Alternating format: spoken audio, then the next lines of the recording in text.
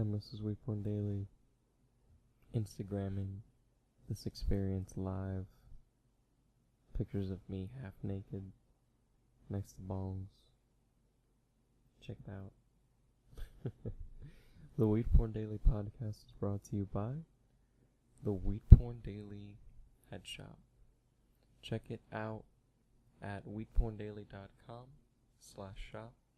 Basically, we have a kind of limited selection of products, but what we have the best prices on, and we give it to you fast, discreetly. We sell weed socks, Weed Porn Daily branded socks. I was going to say we are the only distributor of them, but we're actually selling wholesale now, so you could probably find our socks on other websites now. But we are one of the best retail outlets for weed socks right now, and for the most affordable and high quality hemp wigs out there. Go no further. You got Weed Porn Daily hemp wigs. We also have raw papers, Juicy J papers, raw tips, and stuff like that. Just little head shoppy stuff if you want to add that to your hemp wig order or your sock order. Or if you're in an area where you can't necessarily get raws or Juicy J's, head over to weedporndaily.com/shop and you will be able to save 10% with the coupon code PODCAST and pick yourself up some papers, some weed socks, because I know you're not going to find any weed socks at Spencer's, bro.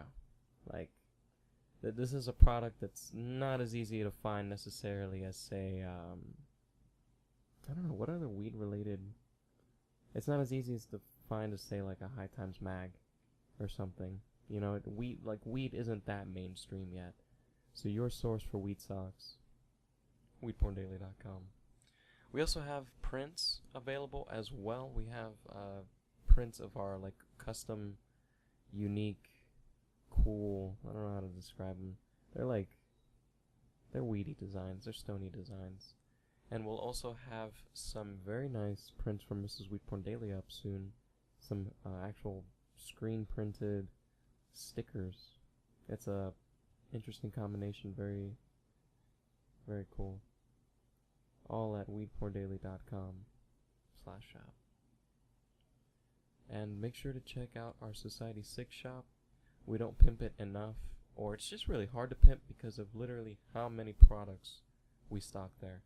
We have pillows, iPhone cases, I think we sell rugs, we sell mugs, we sell fucking baby clothes if you're looking to put like a shower curtain, a onesie on your kid with some cannabis leaves on it. We got some shower curtains as well.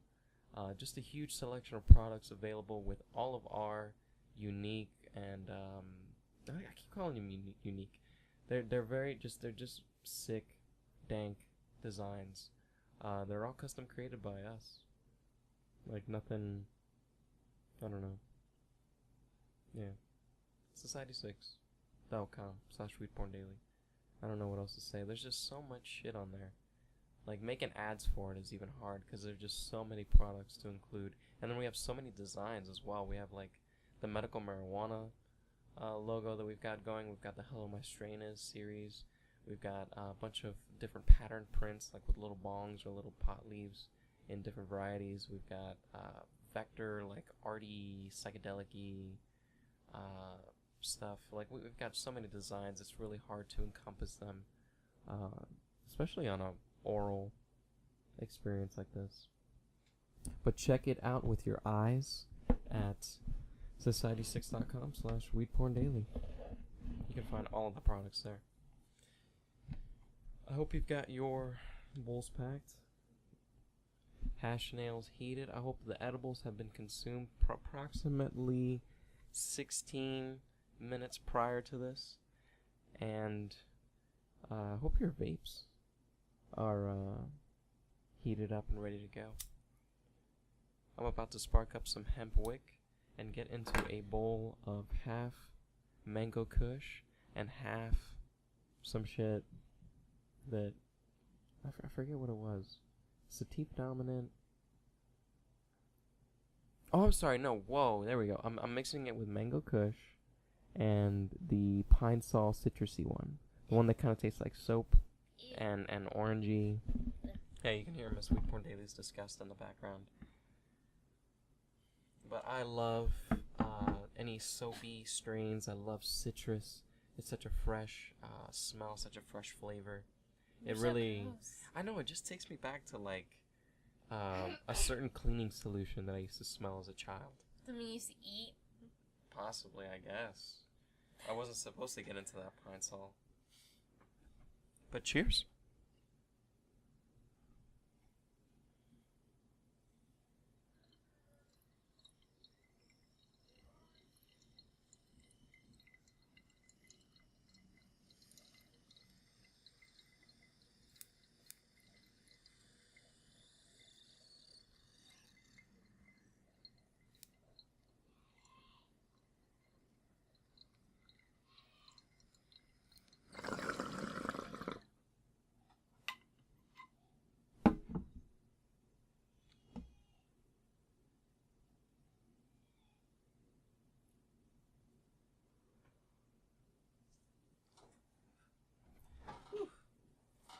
You know it's a good hit when you get a little drool action going on. Oof. Welcome to the WeedPorn Daily podcast. I'm Grouch, the editor, owner, the dude, who looks like a piece of nug sometimes. Hairy piece of nug. No. I'm sitting here with the lovely executive producer, Mrs. WeedPornDaily. I don't know what to say. Good evening, I Hey, guess. hi, Hey, what's up? hi. Follow me on Instagram. Yeah, follow me on Instagram at Mrs.WPD. So MRSWPD. You also post all kinds of stuff on behind the Twitter as scenes? well. Yeah, I post behind the scenes. I post pictures of us doing these things. Like right now, I'm working on posting a picture of Mr. WeedPornDaily just taking the hit. You know, a little bit of a lag, but pretty real time. It's nice. It's stuff that I can't do, cause I don't know. There's only so much photos I can take. You know, it's a nice little outside perspective of the situation. Like you'll see me sometimes taking Instagram shots of nugs. It's a nice little third-party experience if you're looking into that kind of thing. But yeah, we've got a nice podcast in store for you guys. We've got a nice little bucket of news to dig into, and then we've got just shit to talk. We went to Disney. Did we talk about that on the podcast? No, we haven't talked about it on the podcast yet. We have a whole Disney trip to discuss. I have just lots of stuff. We didn't talk about it, really? We haven't done a podcast since we've been back. Yeah, that's right. That's crazy. I mean, I've discussed it and asked because people have, where they were like, "Oh shit, you're at Disney? What's up? What's up?"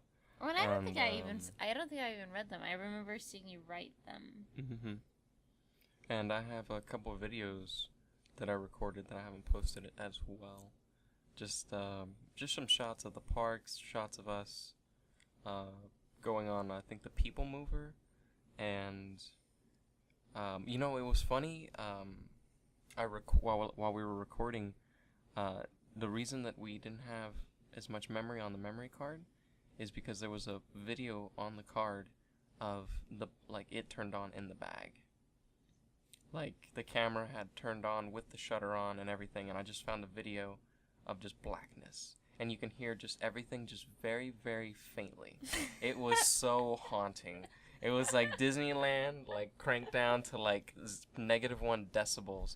So you hear, like... Please don't do that. Please don't do that. Please stop. Please stop. It was pretty cool. I wanted to keep it and try to, like, salvage it somehow, but you couldn't, like, understand anything or make anything out. Because I wanted to figure out, like, what part of our day it was. And, like, maybe we were sitting down for a meal or what ride were we on. But, yeah. have that video to edit up. I'm waiting essentially just to throw in some bong rips in between, because I didn't take enough video of actual smoking, so I'm looking to record some now to interlace that. Yeah, I know. It's you can only do so much when you're like one guy, like smoking not stealthily, but just publicly. I don't know. You don't want a film crew and shit. Or do actually I do, but yeah. Well, let's get into the news. Yeah, we'll get into the whole Disney thing. It's a whole discussion to have later. Right now, we've got a lot of news coming out of Colorado. We've got a lot of just positive movements being made in the marijuana community, like the recreational marijuana community. What? I was just gonna say, oh wow, not that much news, and you were like, a lot of news, and I was like, oops, sorry. Well, it's like it's only what I think 6 articles here, as opposed to maybe we've had more. But these are like 14 or something. These are deeper. And then one of the articles, you remember, it was like 3 pages or some shit. Or 7 pages or something. Yeah, we read it all. It was intense. So the first article here, if you want to follow along, as always, you can go to WeedPornDaily.com and hit the news button up top, or you can go to the podcast section and look for the corresponding podcast post. And each one, I put the news articles that we discuss in a neat little list for you guys. But as always, you can even use the Google search, man. I'm telling you, that Google search is pretty powerful. That's what I use. I don't even fuck around with my navigation because I know that the Google search is just that good. But the first article of news here from the Huffington Post. Colorado approves first marijuana banking system. Colorado lawmakers approved the world's first financial system for the marijuana industry Wednesday, a network of uninsured cooperatives designed to give pot businesses a way to access basic banking services. The plan seeks to move the marijuana industry away from its cash-only roots.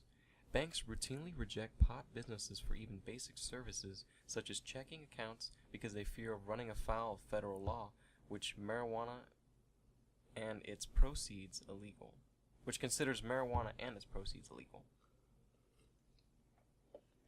I kind of don't even want to read this article. Basically, Colorado, and any place, basically, any medical marijuana system that collects any revenue from its patients has a really hard time storing its cash right now. A lot of people are just putting it under mattresses, keeping it in safes. It's a really sketchy situation right now for the people with the money. We're seeing a lot of robberies, people just breaking in and taking the safes, people trying to. We're seeing a lot of the money just being, the DEA coming in, raiding it, taking all the money and, it being gone. So they're having a problem where they can't take it to an actual bank.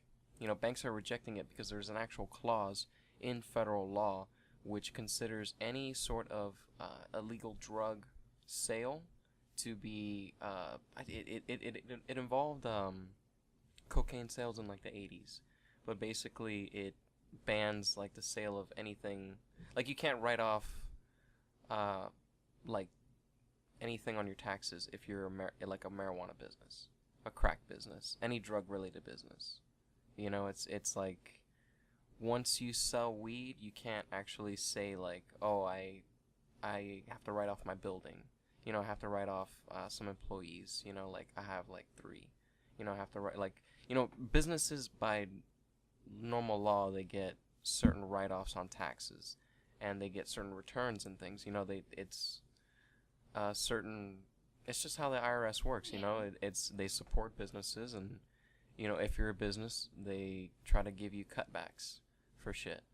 And as a marijuana business, they don't give you that benefit. And they actually created a law, where they say that any money generated, can't go into banks because it's like dirty money, essentially. Any money generated from drugs is, not considered real money, I guess, by the government, or illegal money, I guess, quote unquote. So what Colorado is trying to do here is finally create a solution to this problem that we've seen run rampant in California, Washington, and even Colorado itself. And the solution, which is very interesting, and I'm wondering how it's going to work out, because it doesn't involve the federal government, and it kind of involves the state government, but it involves cooperatives. The bill approved Wednesday would allow marijuana businesses to pool money in cooperatives, but the co-ops would take effect if the U.S. Federal Reserve agrees to allow them to do things like accept credit cards or checks. So I guess they're forming like mini banks within them, like they're essentially creating like marijuana banks among dispensaries that pool their money together. They're basically trying to wrangle all the money into one place with rakes and just be like, okay, the money's here and it's safe now, and it's under kind of state control. They're just trying to pull it out of the dispensary owners' hands and out of the mattresses and safes. That's exactly what it is. Democratic Governor John Hickenlooper supports the pot bank plan and is expected to sign it into law, though a spokeswoman said Wednesday the governor had yet to review the final language. It'll be interesting to see where this leads if, the banks see that the federal government doesn't intercede with these cooperatives and then they start accepting marijuana businesses, and then these cooperatives just kind of fall away, as they become unnecessary. Like, is this going to just be essentially a symbolic movement that's necessary? I don't think it's symbolic. I just think it's just a necessity. Something that's sprung from necessity. Well, it's created as a symbol for the banks. Like, hey, look at this. Look what's possible. Look at the money that you're missing out on. Stop being pussies. So good news, Colorado. Fucking progressive motherfuckers over there. While Washington is still fuddling around with its medical marijuana system and just now like giving out its lottery licenses to the recreational shops, Colorado is developing the first marijuana banking system. It is really just the forefront of everything in the marijuana movement right now. Like, I can imagine everybody who wants to be any sort of activist is just flooding to Colorado right now. Or watching vigilantly. So good news, again. I love this train of good news. I think it might be a whole train of good... No, wait. Yeah, actually kind of good news. Yeah. It might be all good news today. What's up? From the 420 Times, I'm assuming by... Actually, I don't even want to fuck up his name. It's from the 420 Times. No, that's the other guy. It's somebody. Now I want to know. I remember this guy. Like, I remember half of his name. And then I don't at the same time. Oh, they don't even give credit to the author. It is by News. News has worked as a news contributor for decades, spanning the globe for the very best marijuana-related stories on a daily basis. But anyway, good news coming out of Florida. It is truly the Sunshine State. Cannabidiol bill awaiting governor's signature in Florida. In Florida last week, lawmakers from both the state's House of Representatives and Senate chambers agreed to pass legislation that allowed restricted access to marijuana with high percentages of cannabidiol, or CBD, in order to treat unremitting epileptic seizures and a few other debilitating disorders. The aforementioned legislation, Senate Bill 1030, Senate Bill 1030, I don't know how you would pronounce that, but just repeating it for you guys in Florida. Senate Bill 1030. Successfully traversed the House chambers on Thursday by a wide margin of 111 to 7, followed by the Senate's like 111 to 7. Like, those moms came in crying, and everybody just wet themselves. Like, I can't imagine how that went down. Followed by the Senate's decision to pass the bill by a vote of 30 to 9 on Friday. They were a little more stern in the Senate, but still. This wasn't the first time that the state Senate examined the said legislation. The bill first arrived in their chambers back in April and was voted for in favor via a vote of 36-3. Interesting. But they needed to approve amendments that were made in the House before casting Friday's vote. Legislators in the House of Representatives have changed Senate Bill 1030 to permit the use of CBD-rich marijuana for individuals suffering with cancer and amyotrophic lateral sclerosis, ALS. Oh, ALS. There you go. They should have just said it. Branded at... Really? It's known as Lou Gehrig's disease? How many names does this shit have? ALS. And cancer. So, seizures, epileptic seizures, unremitting epileptic seizures. Let me get the terminology right. ALS and cancer. Now that the bill has fruitfully negotiated the legislative gauntlet of scrutiny, it moves over to Governor Rick Scott's desk, where he has vowed to use his pen-wielding hand to officially sign the bill into law, where it will add Florida to the growing pile of states with some form of legislation, or legalization rather, of marijuana for medicinal dedications. Or really what they're trying to say is CBD bills. So good news, kind of, in Florida. I was a little hesitant with Florida's legalization movement for medical marijuana, which I think the organization Puff'em was trying to do. I think that was what it was called. It was people something in Florida who want medical marijuana. I don't remember. It's something. Puff'em. It's PUFMM. Yeah. But it was basically the Florida medical marijuana movement initiative, and they got enough signatures to get it on the ballot. They got over like 800,000 or 700,000, and they met the limit, and it's going to be on the ballot. You know, it's going to be it's something that I see people constantly posting polls about now, where they're saying that it's something like 80% of Floridians are for legalization, like 80+%. And I'm like, that's great. Like, that's wonderful. Whoever you're polling, I don't know. I don't know anybody who's ever been called by a poll because they've been at work and too busy to take that call. But hey, you know, it seems very positive for Florida right now. People, as much as there seemed to be like a impossibility like a couple years ago where people were saying, you know, any state in the Bible Belt wouldn't be able to pass any sort of medical marijuana bill.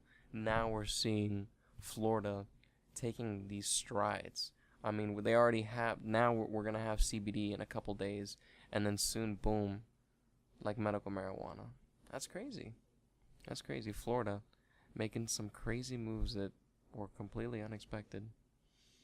Like, I didn't see that, and honestly, I'm waiting for Georgia, Alabama, and Carolinas, and who is it? Louisiana? Is that the one that's like next to Alabama? What's next to Alabama? Louisiana. Okay. Like that, just that section. When that legalizes medical marijuana, I will be amazed. That I guess, because Florida, I guess, was more progressive. I didn't expect it.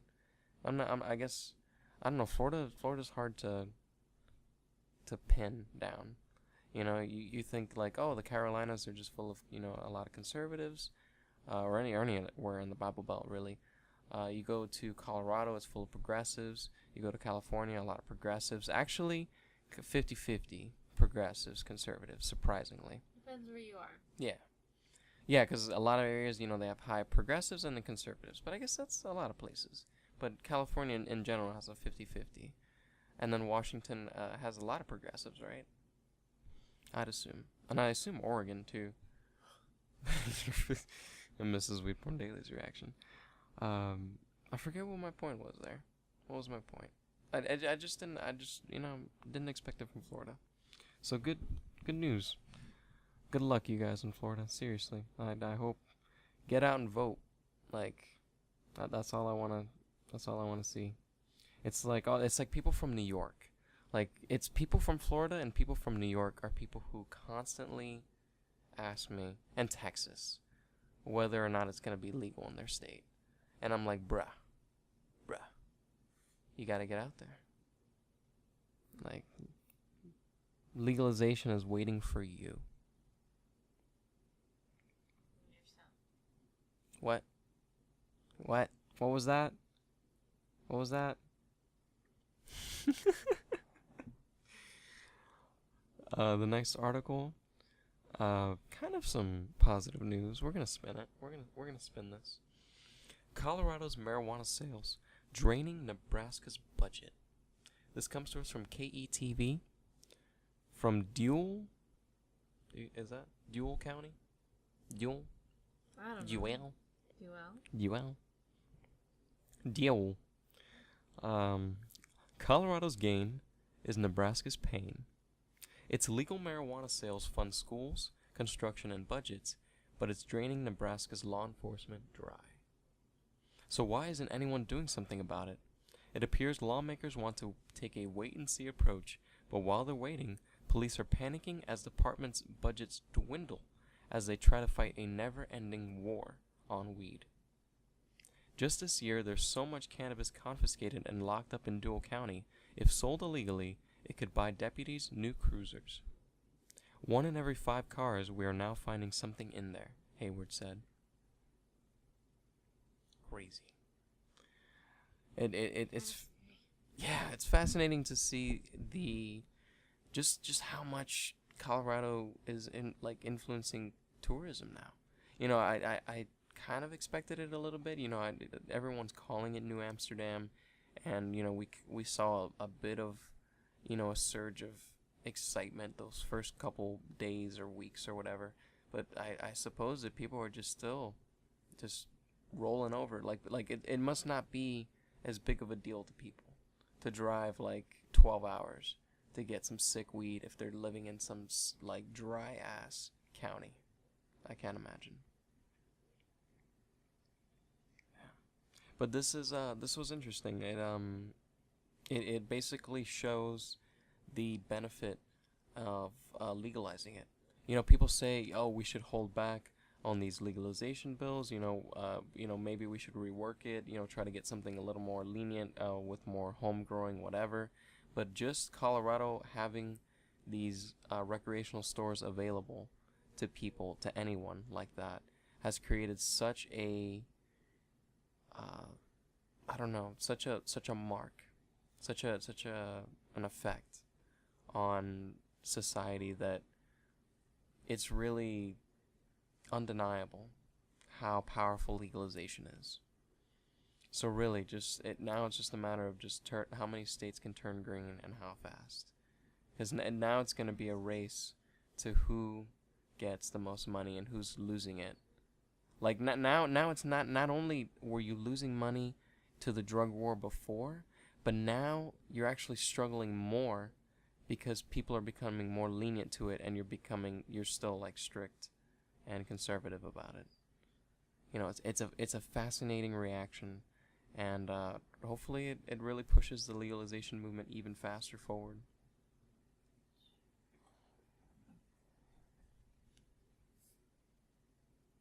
You want to read this one?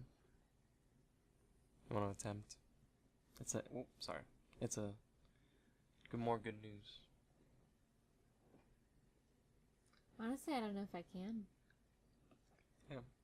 Whatever strain I smoked is way too much. Yeah. Mm-hmm. Which one? The mango. That's some good shit. That was some good shit. You guys are going to see pictures of that very soon. Check the Mango Kush tag on the blog. There are grapes in the fridge, if you'd like. Okay. Perk you up. Yeah. Or water, of course. I'll do that in a minute. Not water. Yeah. Sorry, I apologize. No worries. From of course, Associated Press. I feel bitter every time I have to source the Associated Press. I mean, as much as, you have to support journalism and they are creating whatever. I won't get into it right now. Let me not get into it. Mrs. WeedPornDaily is giving me the look. How much did Colorado bring in from pot taxes, fees in January to March 2014? So in the first 3 months of recreational marijuana sale, Colorado has raked in nearly $19 million worth of recreational pot, up from $14 million. Oh, that was just in March. Damn. $19 million in March, $14 million in February. Through the 3 months of retail recreational pot, Colorado earned $7.3 million in recreational pot taxes. That figure does not include medical marijuana sales taxes or licensing fees, which brings Colorado's haul to about $12.6 million.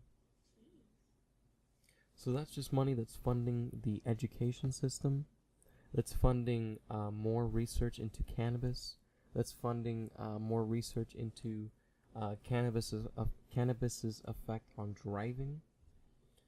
Just a lot of money going towards great things.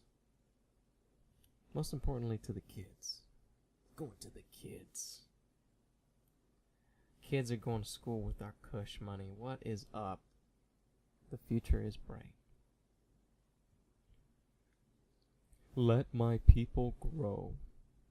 250 cities worldwide take part in Global Cannabis March. From RT News. Cannabis lovers from around the world have united to try and get their drug of choice legalized. The 15th annual Global Cannabis March took place over the weekend in over 250 cities across the planet. One of the biggest marches to take place was in Portland, Oregon, which managed to attract hundreds of activists. Marijuana lovers across the state are collecting signatures for 2 2014 ballot measures, including one to legalize the use of recreational marijuana for adults. The states voted against legalizing cannabis in 2012. They are talking about Oregon. That was a little vague. But basically, the Global Cannabis March, man, took place, I wish they'd set the date, May 10th. No, 15th annual. It took place over the weekend. No, they don't even say when it was. So it was the weekend of May 4th, whenever that was. But great event. Like they had a picture from El Salvador here.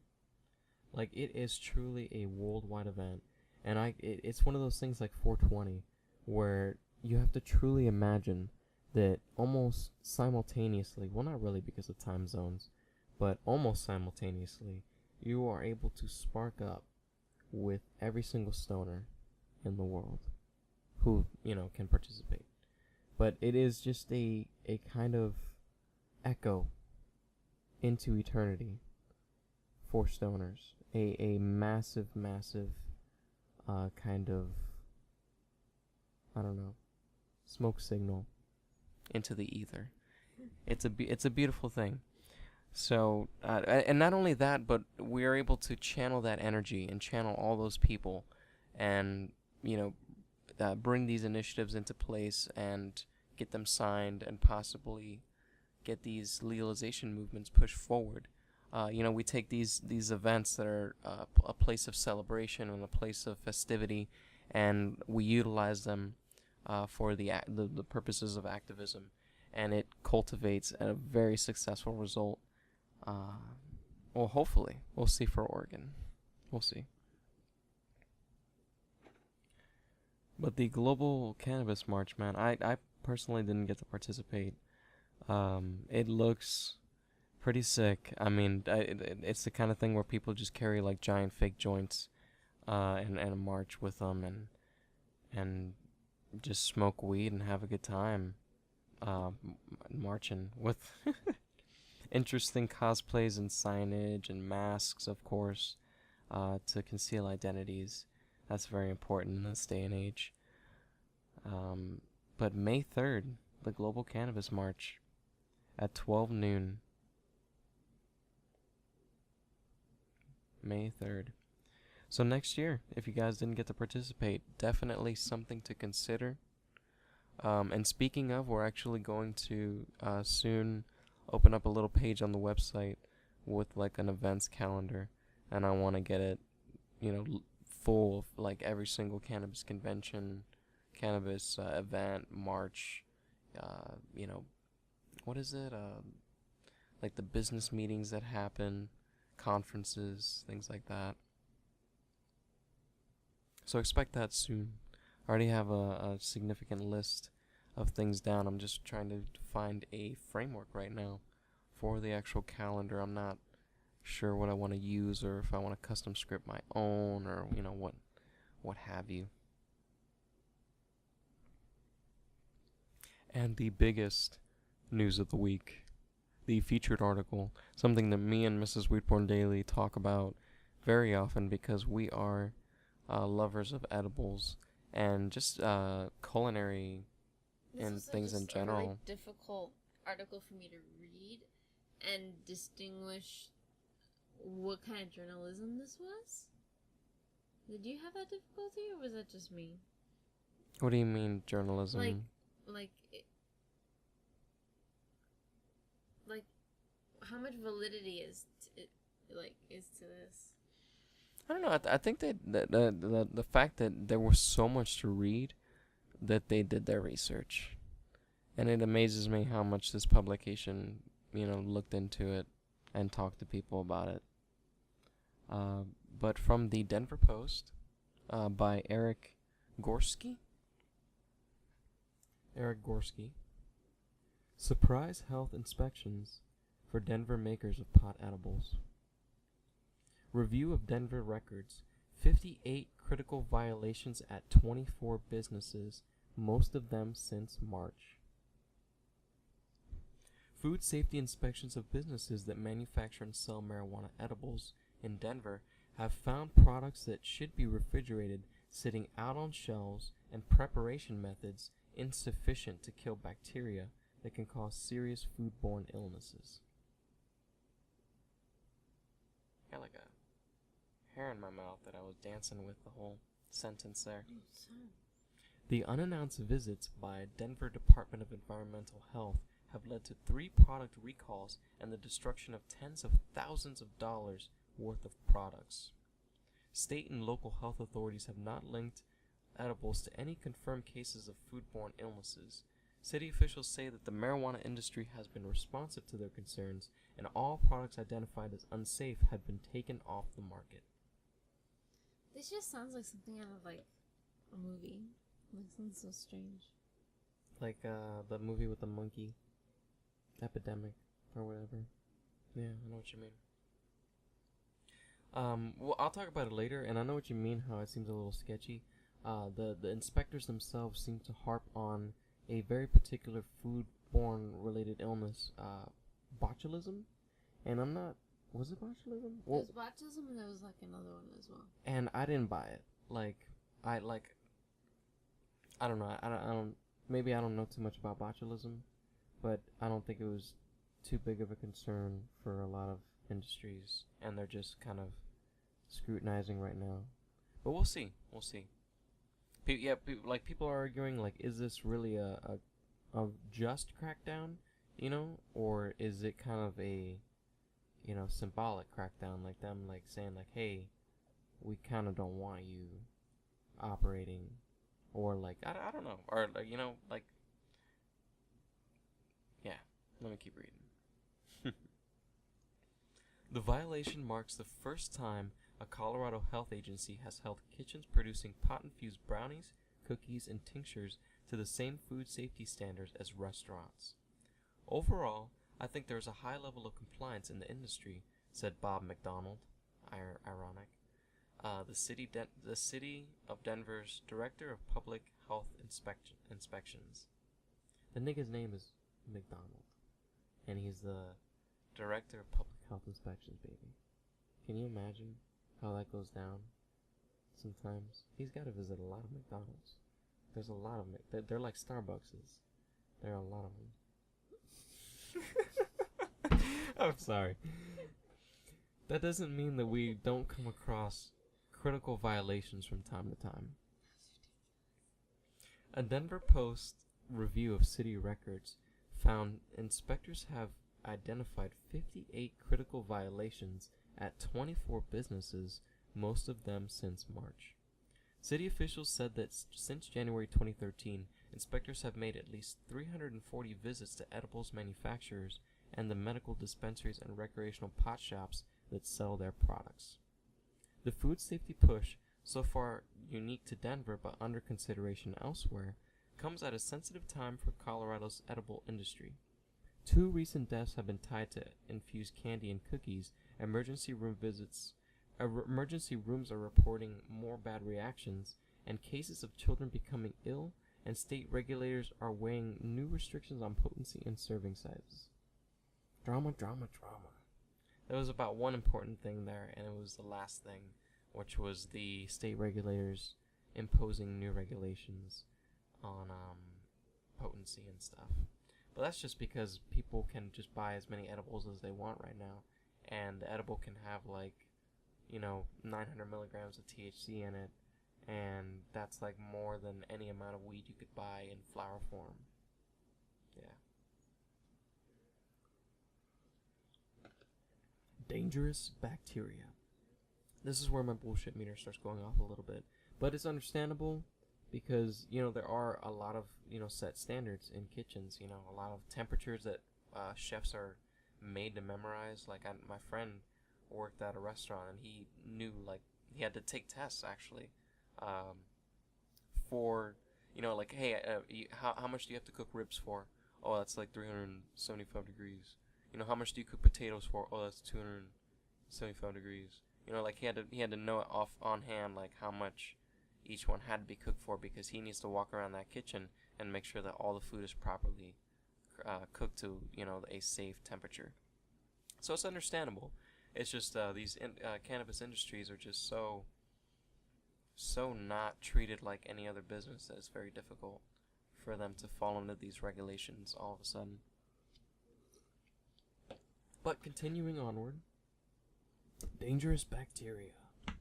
Scott Henderson, a food program supervisor for the Denver Department of Environmental Health, said the city began applying existing food regulations to edibles because of rising safety concerns. Plant-infused oils can support the growth of dangerous bacteria that can cause illness if eaten, Henderson said. The city's food safety regulations classify plant-infused oils as potentially hazardous foods, meaning they must be stored refrigerated to prevent bacterial growth unless otherwise approved. The oils are used as active ingredients in many infused foods. So basically any edible made with cannabis oil, cannabis butter, basically anything, because cannabis is you have to combine it with a fat. Maybe the ethanol ones, but they talk about that later too. But basically anything made with a cannabis oil has to be stored in a refrigerator, or else you risk getting mold or getting some type of bacteria cultivating itself in there. Really, you should be freezing it. That would be the ideal storage if you were looking for long-term. City health officials are especially concerned that edibles will become breeding grounds for the bacteria that can lead to botulism, a potentially fatal but extremely rare foodborne illness. Henderson said that the bacterial threat exists if temperatures are not hot enough during the extraction process, or if certain store-ready edible products are not stored at 41 degrees or colder. Most infused baked goods are fine on shelves if the marijuana extraction or concentrate has been continuously refrigerated before being added, according to a department memo last month. Interesting. I would not buy that. I would still put it in the fridge if it were me. Henderson said that the biggest worries center on oils and extractions with glycol or glycerin-based substances. I thought this was interesting. Basically, that means that anything that exists in an anaerobic or oxygen-free environment. So they had a big gripe with glycerin tinctures, which are actually very popular for children, old, elderly, or basically anybody who doesn't want to taste cannabis and kind of wants something sweet. You know, like when you look at people who take that Rick Simpson oil or that black goo that comes in like syringes and they put it under their tongue, and you see them like do that like sour face reaction and shit, and like that nasty taste can kind of be cut with the sweet taste of glycerin. Yeah, you're still wincing there, but a lot of people enjoy the taste of glycerin, and they like children, like they want it more, you know, like because it tastes sweet. But you know, apparently it was a big problem. One infused product manufacturer, Mile High Distributing, was hit with a cease and desist order and told to recall infused olive oil that was being stored at room temperature after being created in an ethanol hash oil extraction that was not hot enough. The company was also ordered to recall liquid THC drops kept at room temperature. Fascinating. Because I'm sure a lot of people keep their THC drops at room temperature. You gotta keep those in the fridge. Fascinating. I clicked something. Yeah. Okay. Henderson said that 272 3-milliliter bottles of the drops and 21 bottles of olive oil were returned to the company as a result. Company officials did not return numerous calls requesting comment. Witch hunt. Edibles manufacturer at Home Baked, operating under a license held by Advanced Medical Alternatives, was instructed to stop selling and destroy its marijuana-infused baking mixes and oil pouches. The company used a cold water extraction in oil stored in reduced oxygen packaging at room temperature, which is conducive to spore germination and toxin formation, a report says, aka mold, mojo, fungi. Except they're not that fun. Fascinating. They're using essentially bubble hash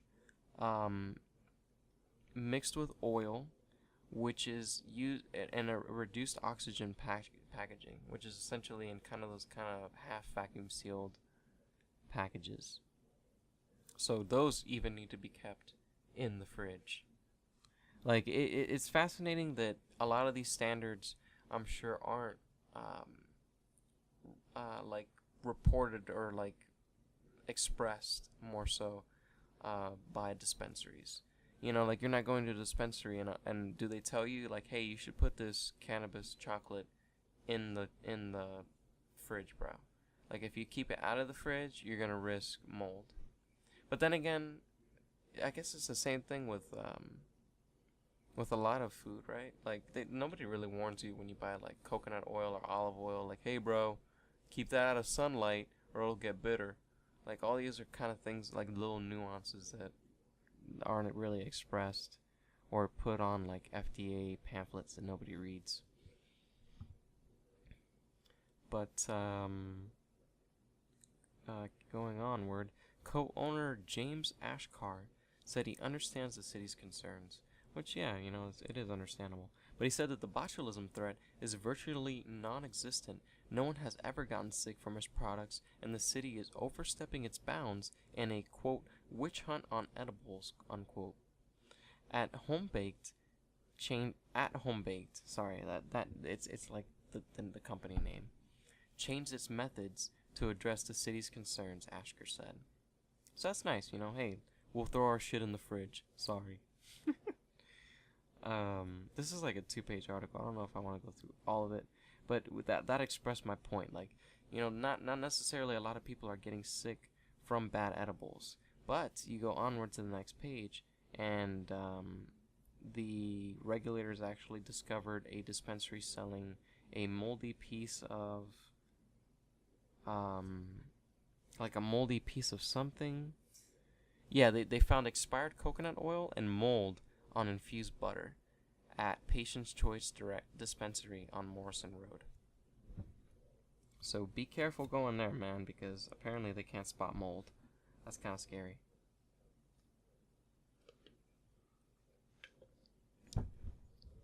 But witch hunt or proper regulation finally being imposed? I don't know. As much as, people are saying like, hey, this is a little too harsh, a lot of people are also just simply complying now because they know in their hearts and really just in their fucking heads that they were wrong. So it's nice to see that these crackdowns essentially are leading to more safe, products for the consumers. As we don't want to poison people who are just trying to either medicate or recreate with this wonderful plant. And it's kind of sad that companies can't have sanitary standards that, don't influence or harbor kind of disease or infection. Like, we were recently looking at, a couple weeks ago, the Cannabis Cup in Denver, and someone was handed a moldy edible. I think it was someone from Hitman Glass or something, like somebody like in a big name industry. It was like their friend, and they handed it to him, and he took an Instagram image of it, and it just blew up. And it was a moldy piece of banana bread, and that shit was just terrible. Like how you see a little bit of like green mold on stuff, and you're like, oh, it's moldy. This shit was like mold had developed on it for a while.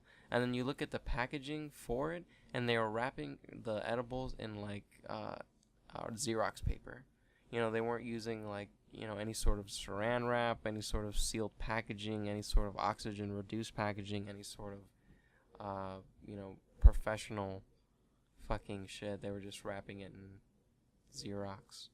So that was intense. Hopefully, moving forward, Colorado starts setting the standard that these dispensaries and these edible makers need to be held at the same standards as any other bakery or restaurant, man. It's hard to say when they can't even like have banks and shit. But at the same time, I kind of have to support it because I don't want to get poisoned by mold or some improperly cooked product. But that's it for the news. That's all? That is it. That was the big thing this week. I could have gone on and on about it because it was so big. That's what she said.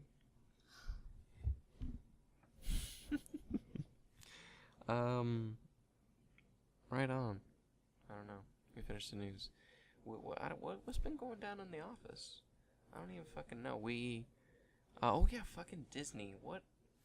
Right. How could I forget? You want to take this chronologically? We went to Disney a couple months ago, and we had a 3-day pass or something, and we only went 2 days during that trip. So we had a 1-day trip pass left over, and we were like, hey man, we might as well use it up, cause hey, why not? So we popped over for a little mini vacation after finals, to really kickstart Mrs. WeedPornDaily's vacation time, and to give me a little break from work, cause I live. Everybody needs a vacation. Yeah, I live for the grind.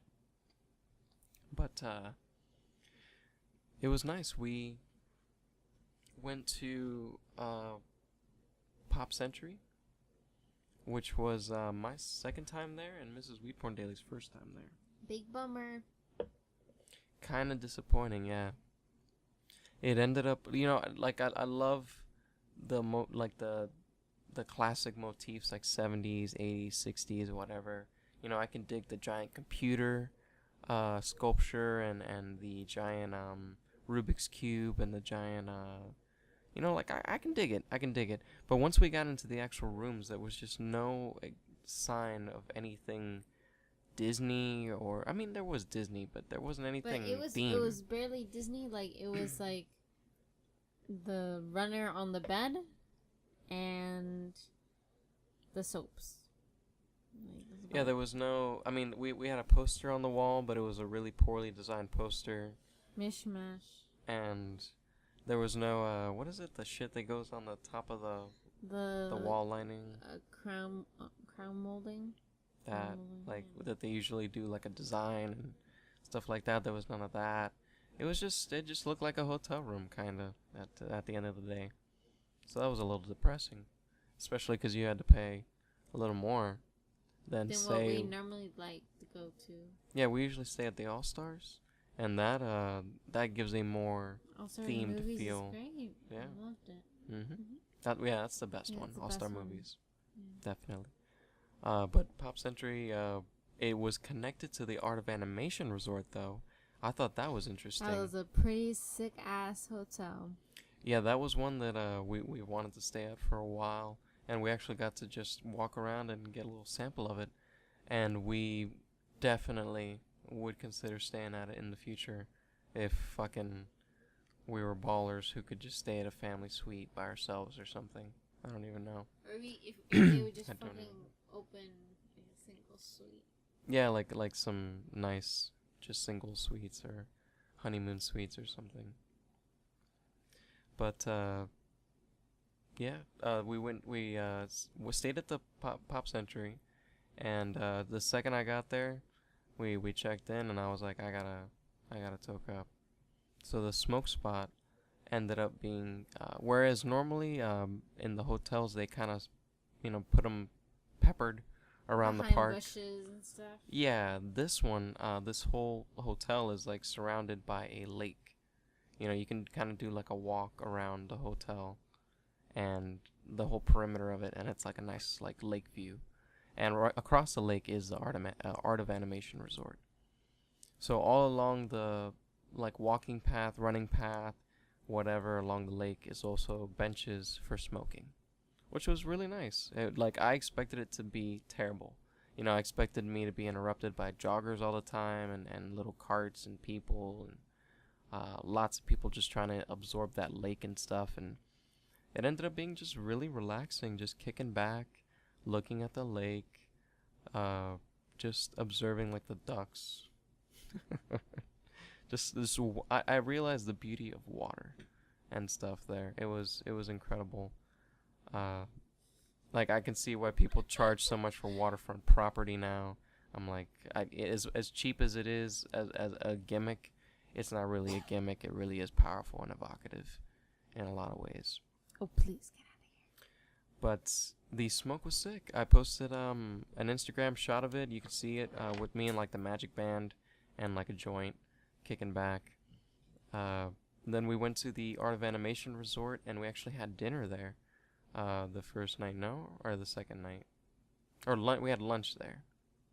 Yeah, we went and we had lunch there, and it was called the Landscape of Flavors, the restaurant. Like normally, I don't even think they name them at the hotels. It's just like go eat here, and this one, quick service dining and some shit. But this one, it's called the Landscape of Flavors, and it was beautiful. It was. I'm talking shit, but it was stunning. That they had a lot of fantastic paintings, and they had these wonderful like lighting displays, concept drawings, like just everything about it was just really on point. You were mentioning like they had really advanced techniques architecturally, mounting like floating mounting on some stuff. Just you could really tell like it was just a lot of money was put into that place. Like even the glass, like there was like printing on the glass, like vinyl stickers or some shit. Like there was just a lot of work put into that place. It was great. And the food, particularly, they had what was it, Moroccan or Mediterranean or some shit? I think it was Moroccan. And they had like tagine cooking and stuff. There you go. That's the word. Yeah. We had what was the little bread that we had? Naan bread. Naan bread. That was the shit. That was pretty good. It's really good. I love naan bread. And would you like some water? Yes, please. What did you have?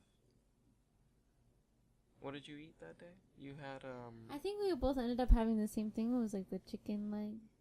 Yeah, the chicken leg, but you had the different rice and I had the I regular had rice. like multi-grain Wild rice, and yeah, I had some like lemon or something rice. It's like it was called basmati rice, which was great, really good. It reminded me of the food I had at the Sun area or something of Epcot, the one where they have the the cruise with the greenhouse and all that. Oh, But the seasons, the land, seasons. the land, The the yes. seasons and the land. But that was a really nice dining experience, and it reminded me of that kind of quality. Or really, not that kind of quality. It was just they nailed kind of Hispanic-y foods for me, and I'm a sucker for that. Like I need rice and I need beans and I need chicken sometimes. It makes my heart feel good. Home food? Home food for me, yeah. While other people are sucking down mashed potatoes and gravy and other things and green beans and corn, I just need a bowl of rice and a piece of chicken and I'm so good. Don't get me wrong. Don't. I love rice and I love You love rice, you love corn and veggies and stuff like that. When I go out to places that are like cafeterias, they always overcook it and kill it. I guess, but I don't know. The ones we had were all right. I don't know, weren't too bad. But the lunch there was great. We popped back to the hotel and chilled out for a while. I smoked some more, smoked plenty, plenty of joints this time, and Paxing was great. And we got ready for the downtown Disney excursion.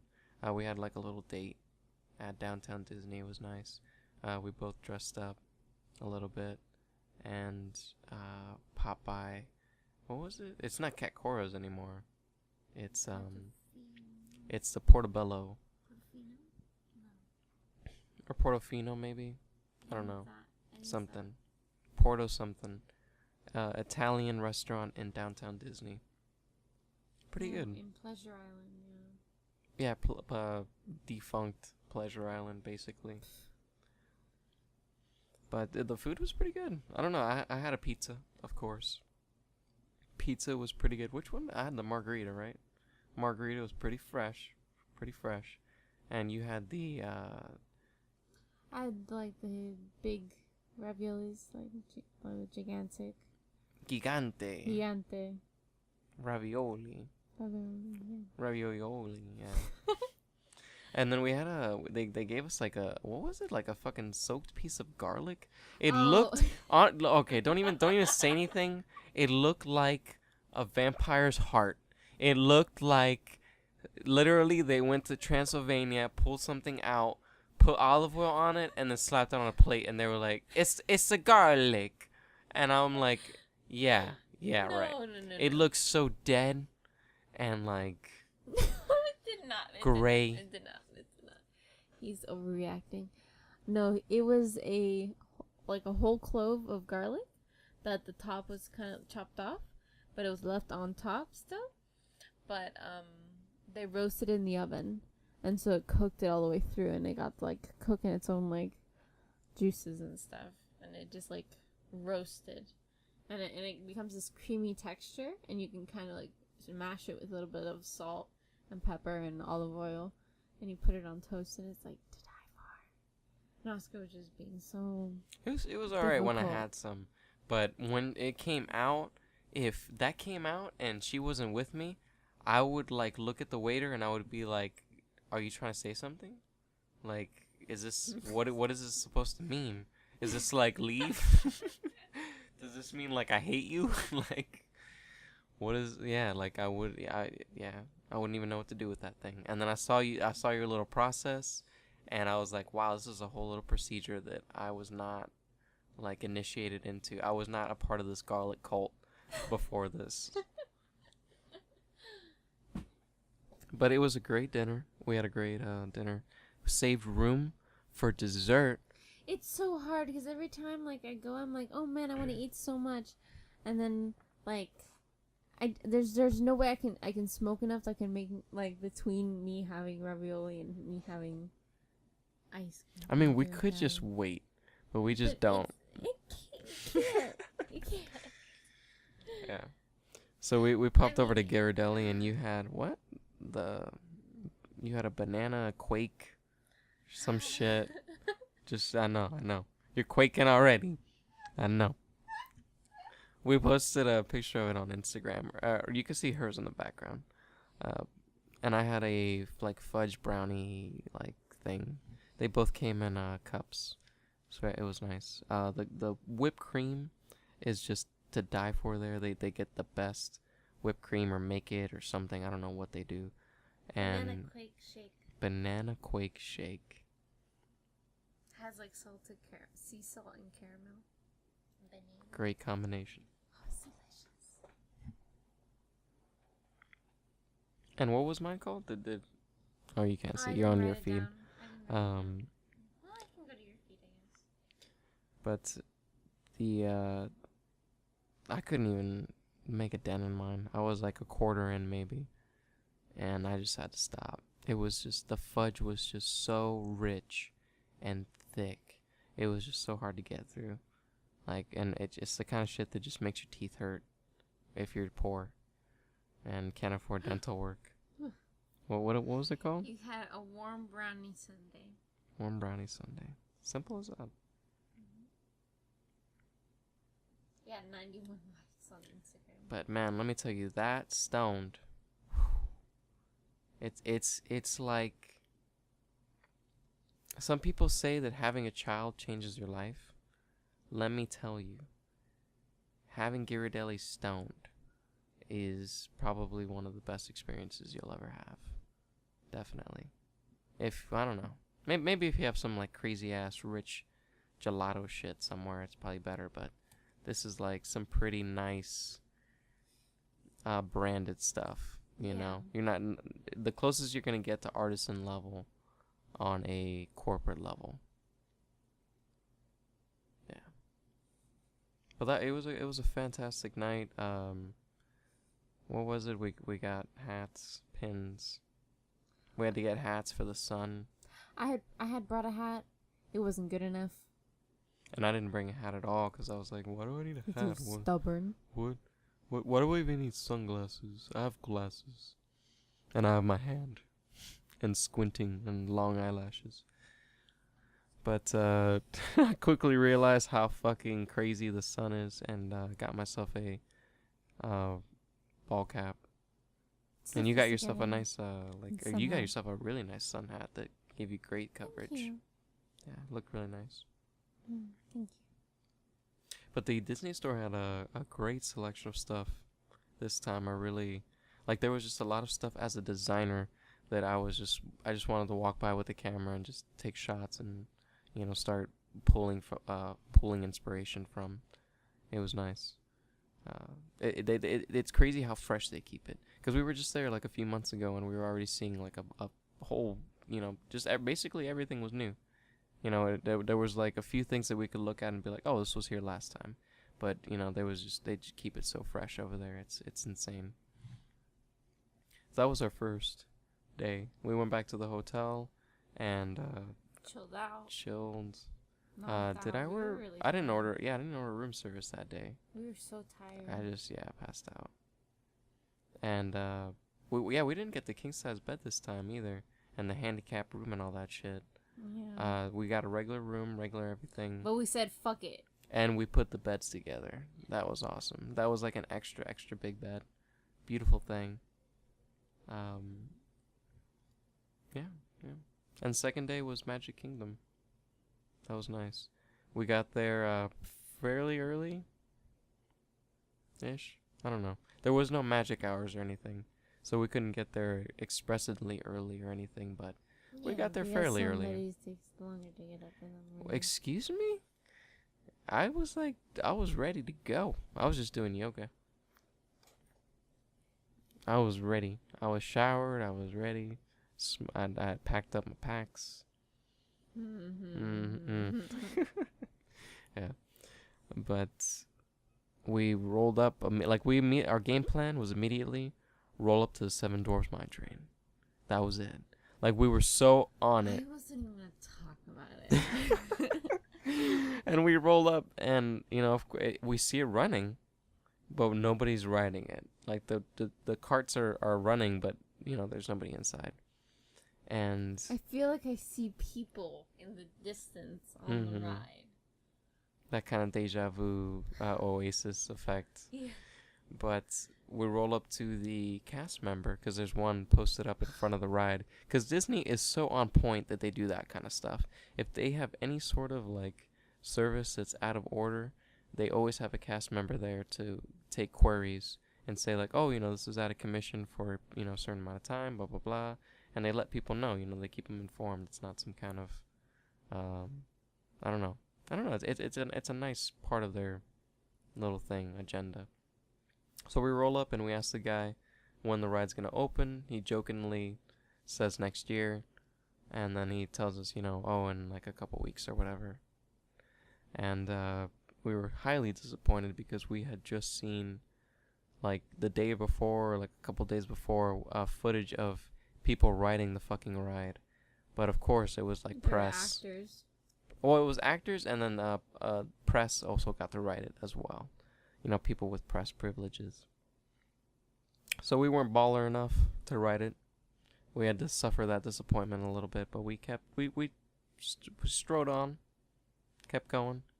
What did we do after that? We rolled into, went to our first Fast Pass, no? Thunder Mountain. Yeah, we went to Thunder Mountain. That was our first Fast Pass. And that was very fucking sick because they had changed the ride. Mm-hmm. It felt faster. It felt more dangerous. It did.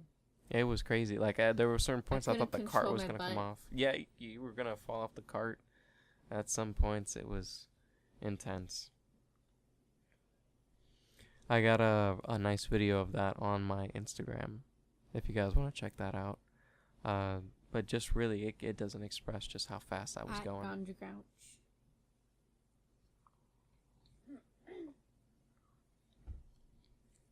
After that, we toked up a little bit, I think. Yeah, we did.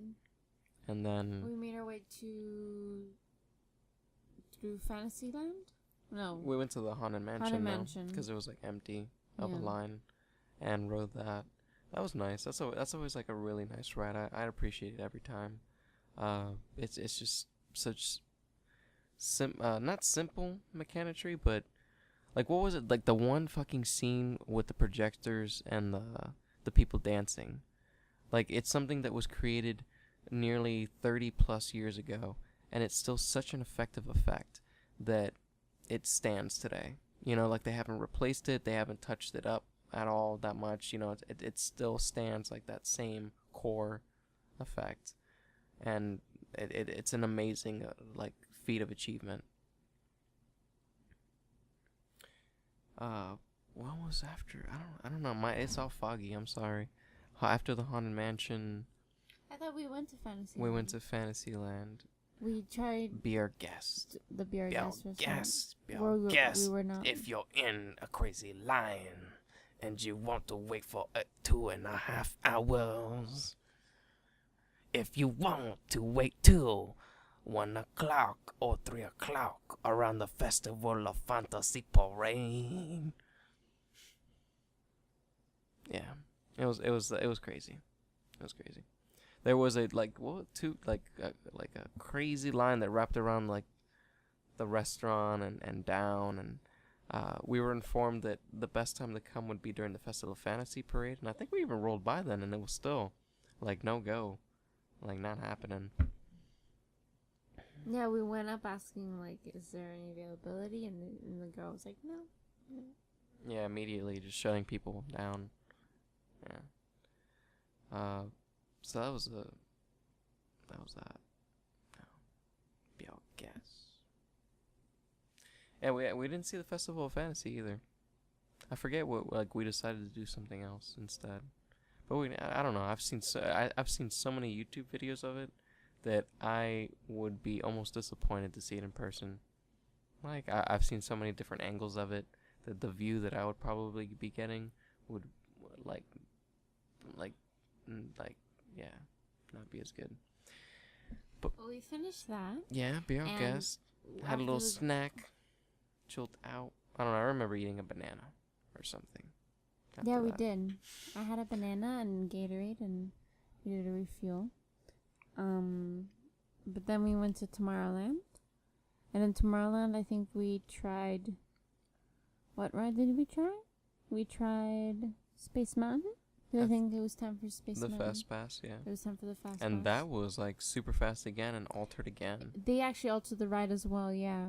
And it was really fast and rapid, and there was a part that I didn't remember on the ride. And you actually hurt And yourself. I actually hurt myself. I extended my arm too far to the left at some point, and it was like near the last portion of the ride, and it like swiped the top of my finger.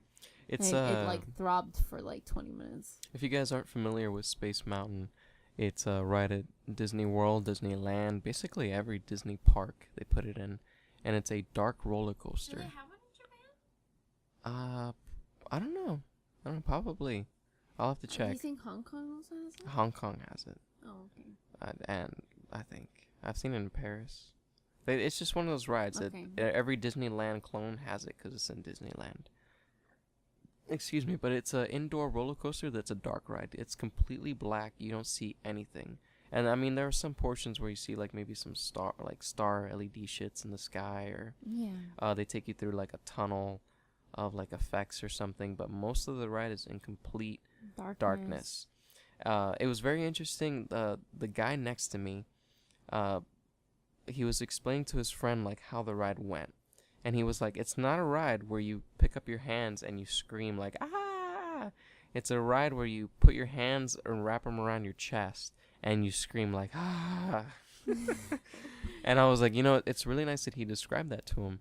Because if you just stick your hands up in this ride thinking like it's any other roller coaster, you'll get your like fucking hands chopped off or some shit.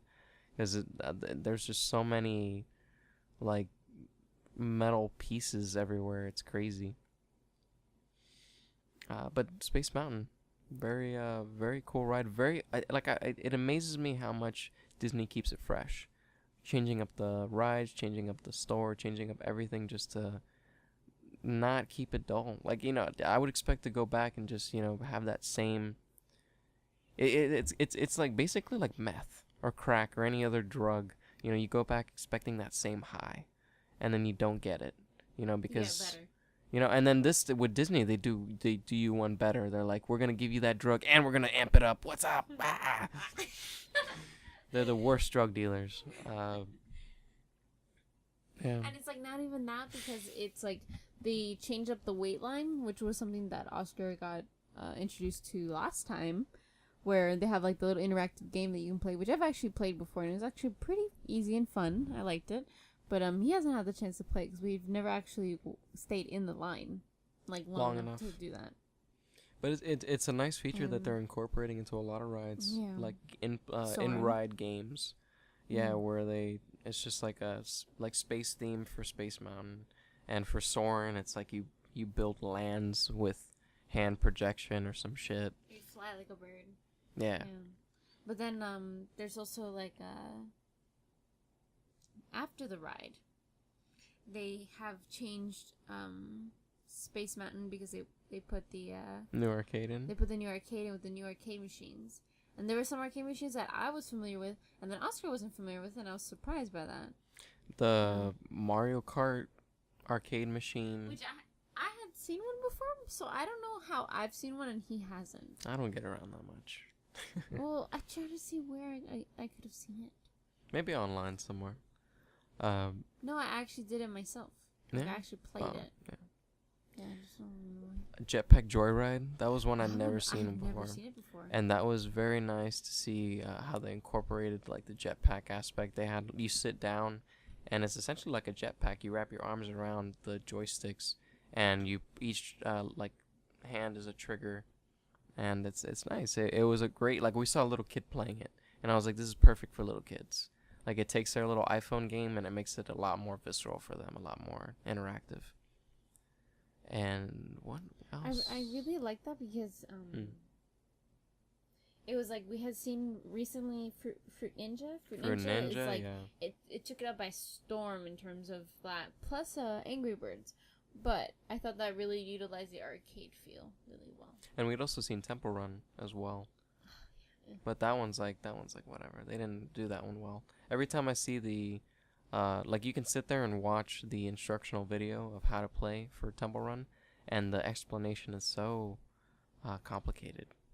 Yeah, I mean complicated, but not really. But I don't know.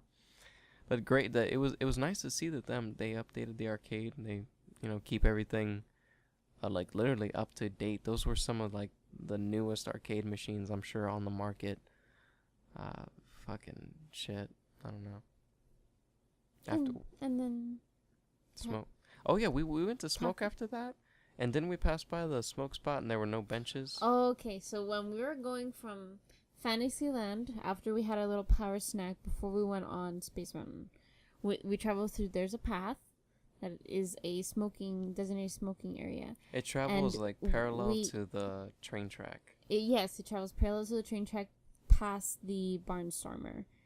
And what happened was last time we had hung out there while we smoked our cigarettes, and they had benches there, and we were in the shade, and it was a cold day, so the trees caused a little bit of a break for the wind and stuff. But we had seats, and when we passed by again, there were no seats, and there were people standing there, and they all looked kind of irritated, huddled and angry, and angry, trying to avoid the sun. And we were just like, wow, this, like, we were talking to ourselves, and we were like, wow, this sucks. Like, I can't believe it. They did this to these poor people. Whatever. As we were walking by, we didn't really realize how, I didn't realize how loud I was speaking.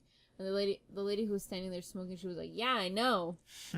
she was frustrated as hell. Yeah. It's fascinating to see the shift of treatment of smokers. I'm wondering if it's going to be more of a push outwards. What? Before we continue on with our story about our trip, we were just watching a video today about these annual pass holder folk that they were talking about how there's been more benches around Magic Kingdom. Oh yeah, I thought that was nice. Yeah, they're like, oh, this is so convenient. Like suddenly there are more benches in these areas where there were not as many benches before, and I'm like, oh, how fascinating. I wonder where they got those benches. What was after Space Mountain? We had to wait to get into Buzz Lightyear.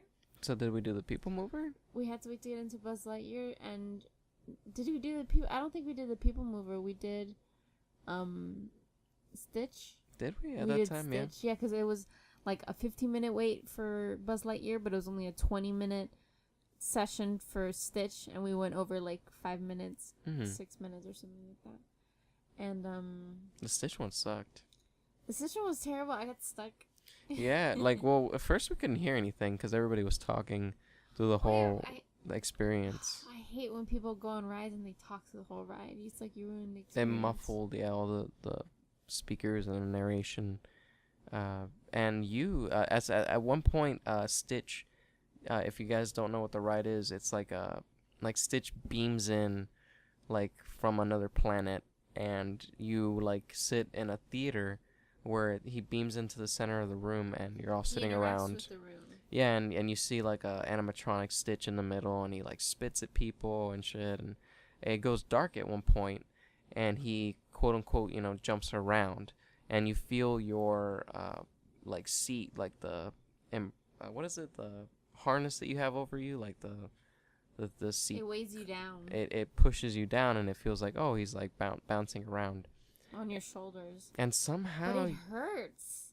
It really? Like, I don't know. I don't know. To me, it's always really heavy, and it hurts my shoulders. Like, it's really strong and heavy. But you got stuck somehow. I don't know what the fuck you did, but, like, all I hear, it's black, and all I hear is Stitch going boing, boing, boing, and I'm like, okay, whatever. And then I hear, baby, I got stuck. And I go, what? And he goes, you'll see in a minute, but I got stuck. And I'm just sitting there like, what is she talking about? Like, and the lights flicker on, and I see her with one arm, like, through the top of the harness, and she's, like, jammed into, like, the head slot, essentially. I don't know how it happened, and you had to wait till the ride was over until it, like, released you, and you had to sit there kind of really awkwardly and smushed. That was so dangerous. I was looking for, like, an emergency stop switch somewhere, and there was none. And, like, I like, from my past experiences, I've been able to actually push the thing up a bit. And, no. Yeah.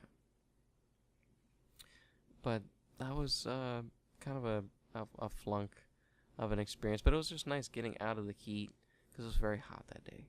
That was one thing. We had to put sunscreen on. We had to constantly hydrate. We were constantly looking for shade. It was just one of those days where just any air conditioning is a blessing. I don't know how people were wearing, like, sweaters and shit. I guess maybe to protect themselves from, like, skin cancer, possibly. But after Stitch, yeah, we did the Buzz Lightyear. I got I beat him. I got a nice video of that. Yeah, whatever. Yeah, she beat me. I even took a picture. She took a picture, and I got a nice video for the WeedPornDaily TV channel, where I actually scored 420 points. 420,000 or something. Yeah. I got 88,600 points, and you got 42,700 points. But that is probably one of my favorite rides there. I could ride that like 100 times, just because of how just engaging it is. It's really nice. It's not just a ride, it's that game experience. And if they could just fix the fucking controllers and add, like, maybe like that, like a old classic joystick, or not joystick, but a classic, like, arcade button that you could just tap, would be so much more effective than the very, like, hard like, gun mechanism that they have currently. But great experience, other than losing to Mrs. WeedPornDaily. Whatever. I'll get you next time.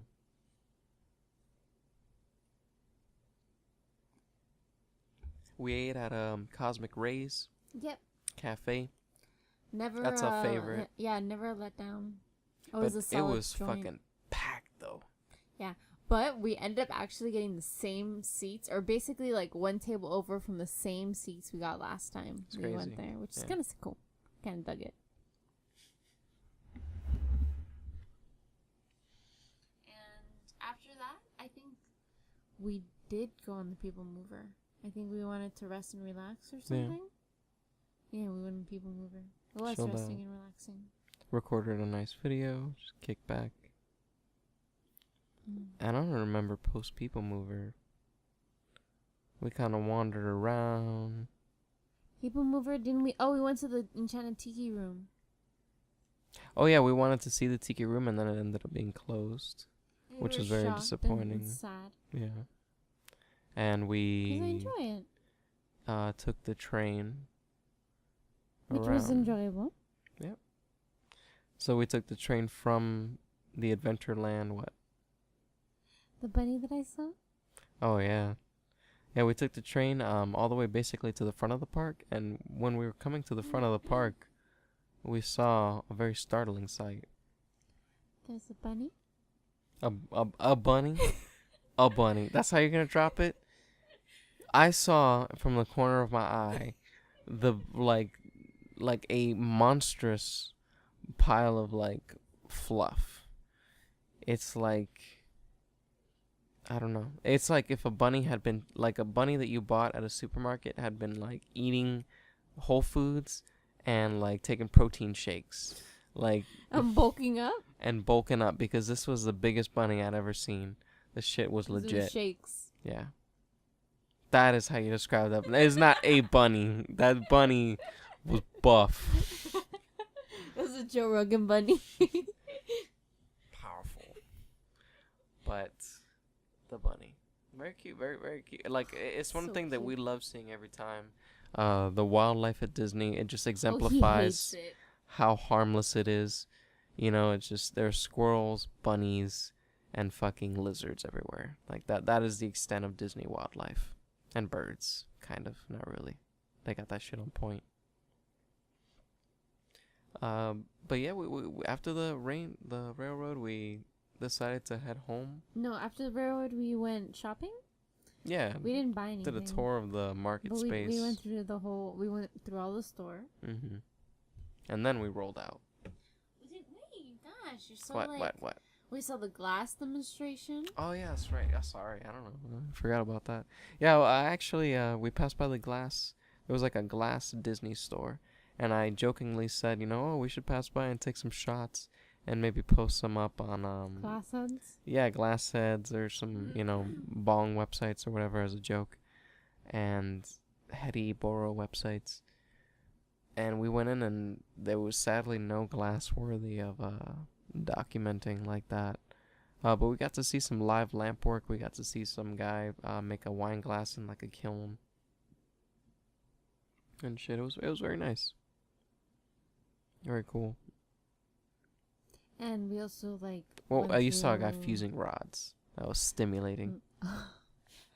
Everybody was like, "Ooh, ah," and we're just looking at him like, "Yeah, you're literally just fusing rods, bro. You're not sculpting anything. You're literally, yeah." We're really mean. Doing grunt work. Yeah.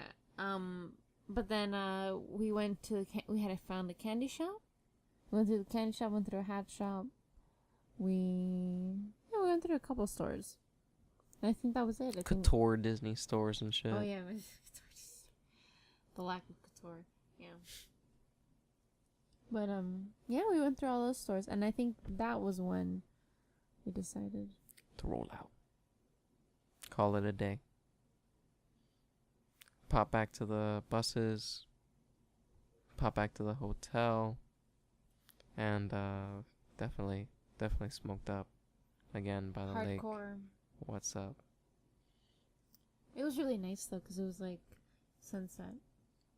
Yeah. And what was it? Oh, you rolled a perfect joint that time. The banana joint, yeah. Mm-hmm. That was a really good joint. It was really clean and fresh and good airflow. Yeah. And after that, we rolled back to the hotel. No? Wait, no. Was it from there? Did we go eat? And I think we went to the quick service. Yeah, we ate at the Pop Century dining that time. Oh yeah, okay, now I remember. And that we wanted to see the difference between the Art of Animation restaurant and the Pop Century one, and there was a stark contrast, to say the least. Whereas the Pop Century one was basically like any other all-star restaurant we'd seen, the Art of Animation one was truly just spectacular. But the food was okay at the Pop Century one. What did you had the what did you have?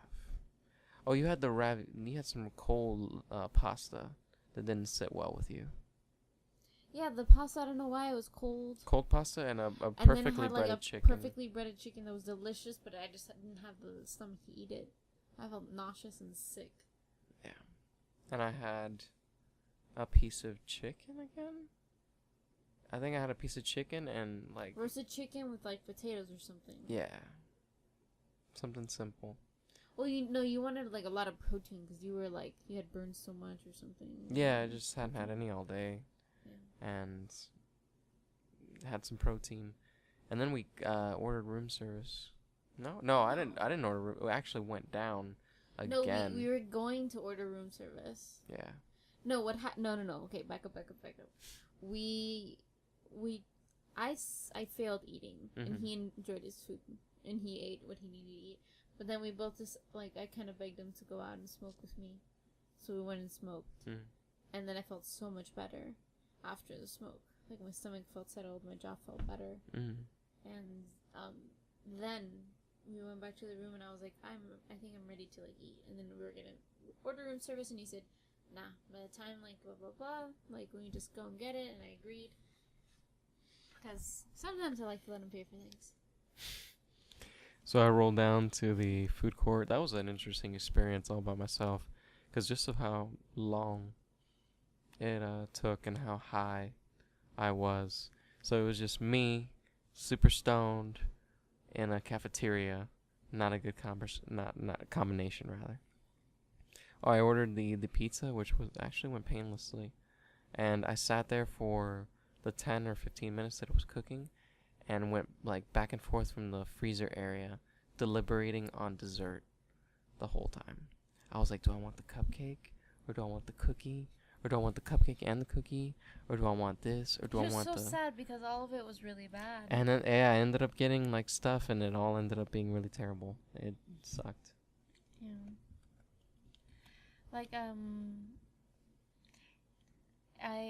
the only issue was that like I would like to stay in a resort where they have like nice food options for us.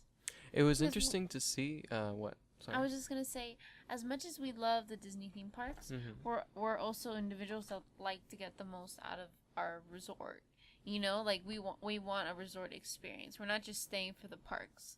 Like we're not forced to stay here because we want to get to the parks early and leave late from the parks. You know what I mean? Yeah, we're there for, our vacation. We want to be able to kick back and feel good as well. It's not just an adventure for us to go to the parks. It's a whole experience to craft.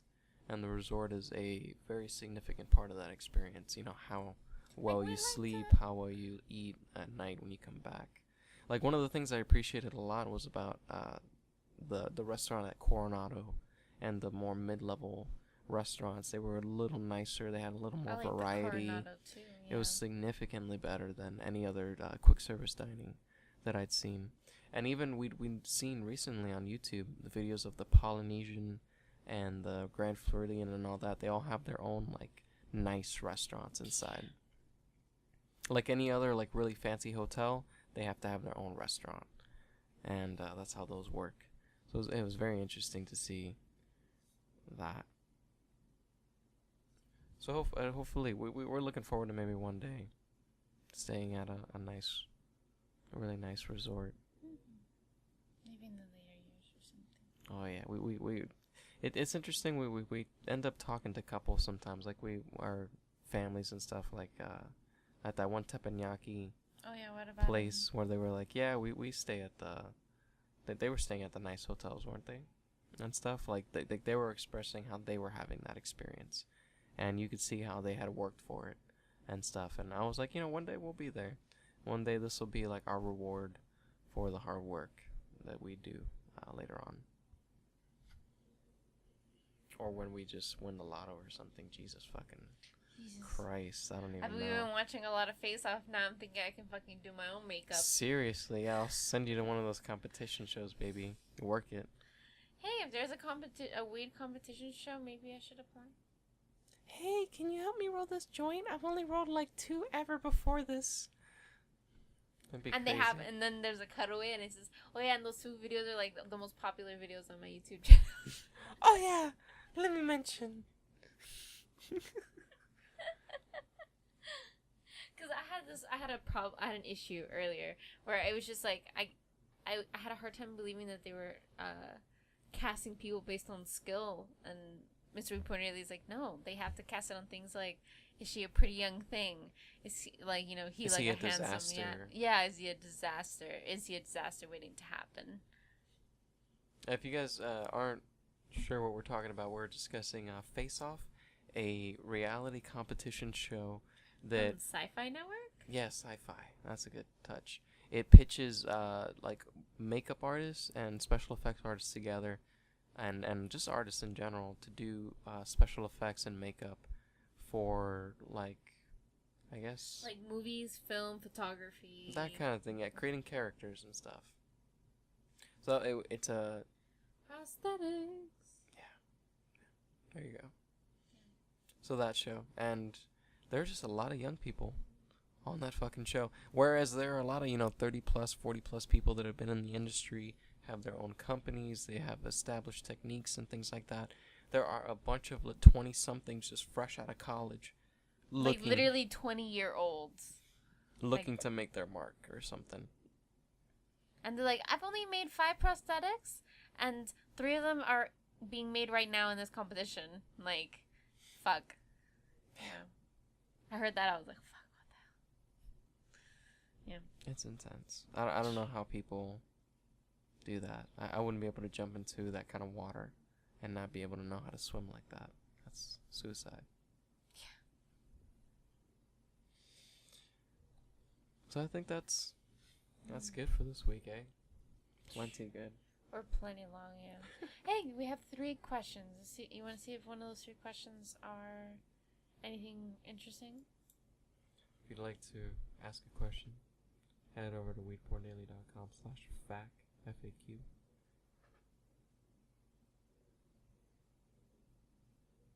Never mind. Yeah. Never mind. No.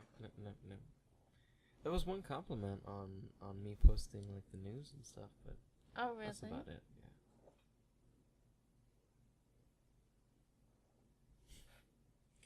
But if you're ever looking for an answer to kind of a simple-ish cannabis question, or looking for maybe a link to like a growing guide, where to get seeds, etc., if cannabis ruins your brain, etc., I don't even know. I've answered like a lot of weird questions. Over 1,000, I believe.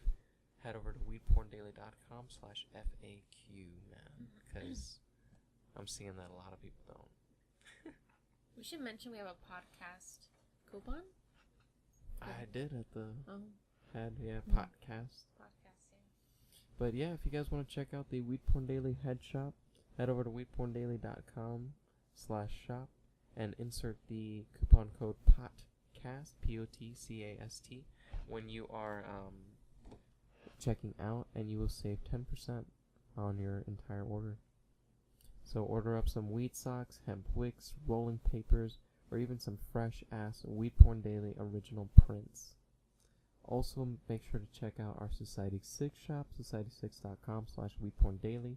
Make sure to follow Mrs. Weedporn Daily on Twitter at Mrs.WPD. Make sure to follow us on all of the social networks, WeedPorn Daily, except for Instagram, it's at Grouch. And make sure, as always, to stay regular, super stoners.